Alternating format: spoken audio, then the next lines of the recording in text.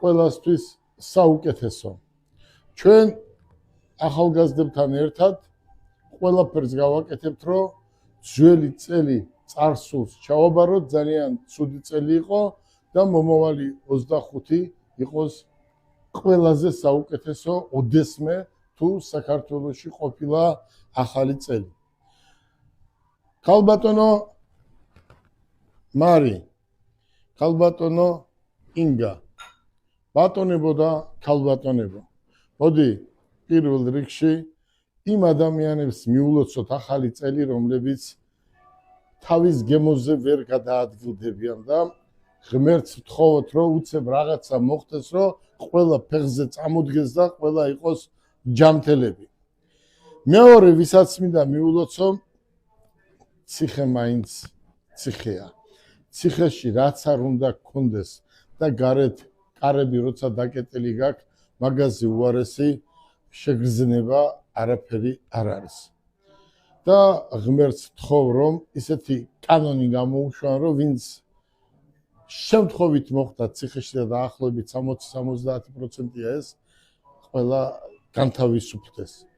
რაც შეეხება ჩემთვის ყველაზე მტკივნეული ემიგრანტები, მინდა ემიგრანტებს უსურო კარგად ყოფნა, ჯანმრთელობა, გაძლება. იქ ჩვენი დები და ძმები არიან და დარწმუნებული ვარ, აქეთ მობრძანდით და ესეც აჩვენეთ, აქეთ მობრძანდით და მინდა რომ ჩვენ გვაქვს სამომავლოდ რაღაც გეგმა და იმ გეგმას დარწმუნებული ვარ, ჩვენ განვახორციელებთ და ემიგრანტები ყველა დაჩქარებული წესით ჩამოვა. ამას აქვს თავისი დრო, პროგრამა და ეს აუცილებლად გაკეთდება და მე ტესლას მოპატრონეს რა ქვია?